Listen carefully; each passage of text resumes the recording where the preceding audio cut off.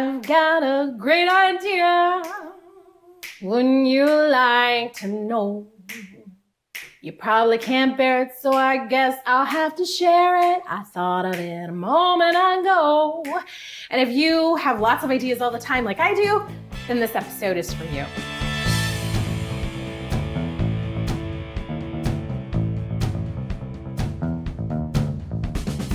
Welcome to Creative Freedom, empowerment for creative entrepreneurs, where can-do inspiration and how-to education collide to help you own your dreams without selling your soul. And this week, my sister and I went to New Orleans, to NOLA. We went there to commemorate my dad's 100th birthday.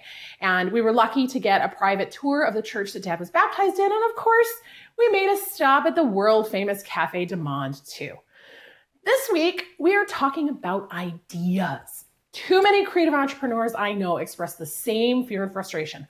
I've got so many ideas and I can't figure out which one to pursue first.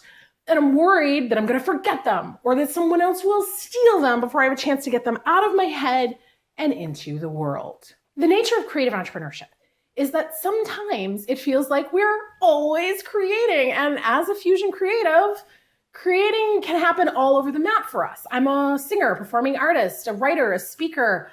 I write music for voice and instrumental. I dance, I act. I'm going to be in a reality TV show. And then there's all this coaching, consulting, and training that I do through my company, Arc Entertainment Media. So yeah, lots of ideas. So how do we manage them all? Can they even be managed? Well, there are multiple facets to this problem. Now, first, there's just the logistical issue of downloading and tracking all these ideas without them slipping through your fingers. And then second, there's the mindset issue. So many ideas coupled with a fear that's rooted in scarcity. And then discerning which ideas are meant for you and which ones are for somebody else to implement. Because, hey, gotta break it to you, not every great idea you have is meant for you. And then lastly, deciding which of your ideas you're gonna move on now and which ones you should put on hold. Today, though, you're in luck because I'm going to help you navigate all that good stuff. And especially if you're a chaotic creative that struggles to keep all this stuff organized, I'm going to share a free tool that I've been using for years to help me keep every idea safely stored for future use. So let's dig in and tackle the easiest piece first. How do we keep track of all these great ideas? Well, paper and pen has been my go-to for most of my life. I've journaled for decades and I've got stacks of notebooks that I still lug around because of the gems that are buried inside. But that's not a great ROI. But it's basic, it's portable, and it gets the job done. So that's one way. About 10 years ago, though, I found the Dreamcatcher, which is a digital lockbox for your brain that's saved me countless hours of trying to remember or find my ideas. It was created by the author of Symbology, Mark Joyner. All my ideas are securely saved and locked away, so I never worry about forgetting or losing them. And you can schedule reminders that bring your ideas back to you, which is pretty groovy too. You can even text to it. I've got some ideas in my Dreamcatcher that go back to 2010 because the time's just not right for them yet, or I haven't found the right person to give it to, and we'll talk more about that later. I've also seen clients use voice recorders or create private blog posts on their WordPress site to keep their ideas safe and secure. The point here is that you don't have to keep it locked in your head and hope that you'll remember it, and you can secure it away from prying eyes too. So that helps you get the ideas out of your head. But then what? Let's tackle some of the mindset piece because the mindset is more important than the mastery. It is a concept that I sort of understood intuitively, but I had it laid out for me by a former doctor turned business coach, Dr. George Huang. He and I sat down for my book, Creative Freedom, to talk about the mindset blocks that make it hard for entrepreneurs to grow their income. I think the common theme is that I'm not good enough, I'm not worthy, I'm not deserving, I'm a fake. In my head, and people don't say this, but in my head, I should be making more money, but in my heart, I don't feel that, I'm afraid people won't pay it, and I'll be rejected. So if the mindset is more important than the mastery, let's give you some tools to help you move through those challenges so that you get to profitability faster. You're worthy of greatness just because you exist on this planet. And I believe that every one of us has a voice that deserves to be heard. I believe that every one of us deserves to be truly seen for who we are. And I deeply believe that every single one of us has at least one gift that this world needs. So have the courage to own what's true for you, to claim it and go after it because it matters, because you matter. If you don't have faith in your dreams, goals, and ideas, why the heck are you considering them in the first place? And why would anyone else care about them if you don't have a burning desire inside yourself to bring them into reality? And yeah, I hear you skeptics out there. How about being willing to let go of needing to be right all the time? Okay? Because yes, you're right. Your dream to be an NBA superstar may have passed you by when you blew out your knee. Look, I am not naive enough to go, name it and claim it and everything you want will always be yours. No, some goals and dreams aren't meant to be fulfilled the way that we envision them. I tell my clients all the time that your goal isn't always the goal. And that means that sometimes your idea, your goal, your dream is a catalyst meant to get you off your butt and start moving. And as you move, the world moves too. We don't operate in a vacuum here. You're moving and the universe is moving around you and you start to see new things and new perspectives. And those new perspectives open your eyes to other things that may be more important or more significant to you. That doesn't mean your original idea was a worthless pipe dream. It served its purpose and now you can let it go. I dreamed about being a rock star when I was a kid. Now I do almost everything I envisioned a rock star doing when I was a kid. I perform on stages for thousands of people. I'm on TV. I'm also online, which wasn't even a thing when I was a kid. I write and record music. I've even hung out with other big name celebrities at their parties. So if I was looking at the checklist that my 10-year-old self made about what is a rock star, I'm a rock star, baby. And yet, when Billboard lists all the rock stars of history right now, my name would not even be on the list. So it's never a question of worthiness. At least, not in the way you think. Instead of looking at your ideas, your goals, your dreams, and wondering, well, who am I to do this? Or I'm not worthy of doing something like this. I want you to flip the script. I want you to ask yourself, why is this idea worthy of me? Why should I put my precious time and energy into this idea right now? And that lens helped me say no to a lot of really good ideas to make room for the really great ones to pop. So Richard Branson said that business opportunities are like buses and there's always another one coming.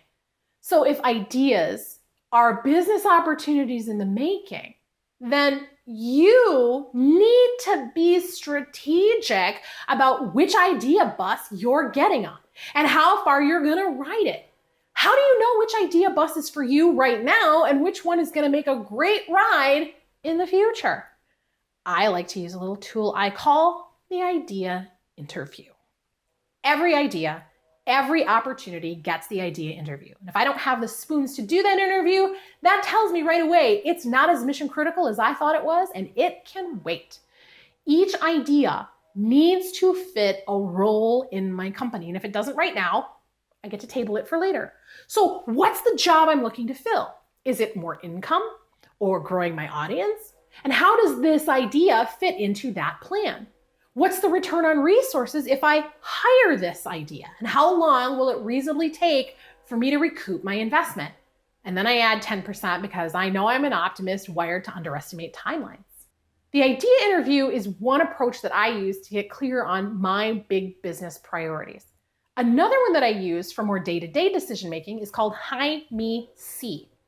You may have heard of HighMe.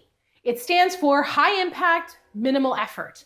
The idea here is to put your focus on the ideas with the biggest impact that are also the easiest to implement. It's the low-hanging fruit on your idea list. And this helps you get a win quickly. But there are a couple of problems with it. Firstly, in my experience as a fusion creative, we tend to underestimate the amount of time and effort it takes to do anything. We also tend to overestimate the impact. And that's a normal part of our wiring as optimistic humans.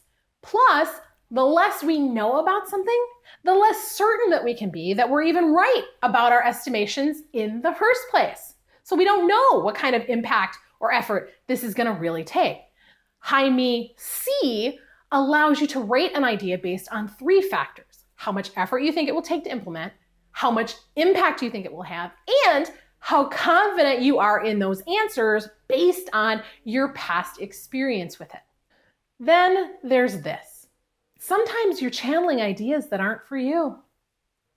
In her book, Big Magic, Elizabeth Gilbert talks about a book that she started writing and then shelved. And then eventually, her friend wrote and released a book that was eerily similar to the one that Gilbert had started and never finished. Now, Gilbert ascribes this as a sign that the universe won't wait for you to get off the stick. But I think that Gilbert missed the mark here. I believe that this was an idea that came through her for her friend, and she just never shared it. You don't need to hoard every idea you have, like you're the only one who could possibly ever move on it, or that someone might steal your brilliance. Sharing those ideas just might make your next ideas even better. Don't believe me? Well, no one expected there'd ever be an innovation on the incandescent light bulb when it was invented. And now we have LEDs and fluorescents, among others. But even Thomas Edison wasn't the first to play around with electric light. In fact, more than 75 years before Edison patented the incandescent bulb, a dude named Humphrey Davy created the first short-lived electric light by playing around with wires connected to a battery and a piece of carbon. It took almost 60 years before Joseph Swan created a working prototype for a bulb. And it took another 14 years before a Canadian pair of electricians filed the first patent for a light bulb, which they then sold to Edison, who we now consider to be the inventor of the incandescent light bulb. Edison was innovating on ideas that existed 40 years before he was even born. If Davy hadn't shared his idea, we might all be sitting around reading by candlelight. To be frank, your idea is mostly worthless if you can't execute. And once executed, your idea will have a finite lifespan. That's why we get so many ideas. We are evolutionary revolutionaries, we creatives. We innovate on what's come before us, inspired by what could be. Don't begrudge that process. Take advantage of it. Ride that freaking idea bus. Ride that wave until it comes crashing in on the shore. And when you know it's not your wave to ride, let it go. You can't ride them all. Every opportunity has an opportunity cost. The things that you have to say no to in order to say yes to something else. So if you devote your time to writing, you can't use that time for anything else because you're writing. You can't avoid opportunity costs. They're baked into everything. So use it to your advantage to get crystal clear on what's really important to you. You only have so many hours, so many days, so many dollars. How do you want to invest your resources? And what is the opportunity cost for investing your resources that way? Now, lastly, on this mindset piece, sometimes the most logical answer isn't the one that's best for creative entrepreneurs. If Walt Disney had taken the logical path, he probably never would have built Disneyland. Creatives, however, often see opportunity in taking calculated risks. Now remember, Disney didn't just decide to build Disney World in a swamp like so many people tell us, like all those stories we've heard. He'd already built Disneyland, so he had a model to innovate on.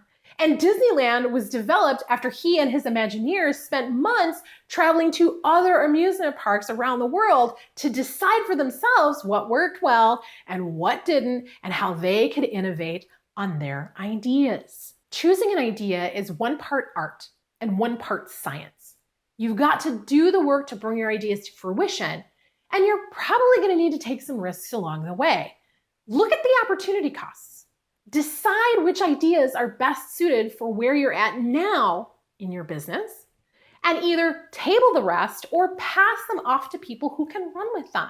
That, my friend, is how you get a handle on all the ideas floating around in your brain and decide which ones are right for you to pursue and which ones you need to let go of.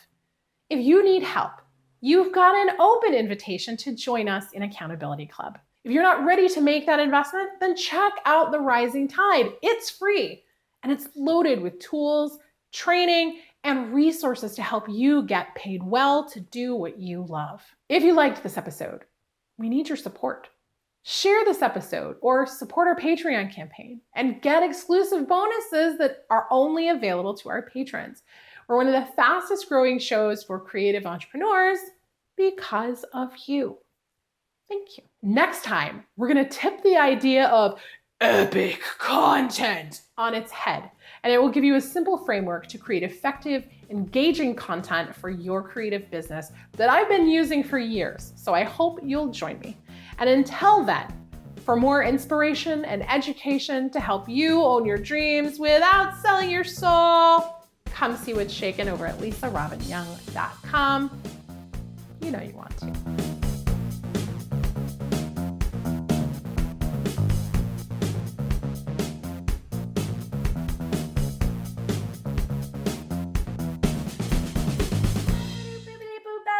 Ba ba ba ba ba ba ba ba ba ba ba ba.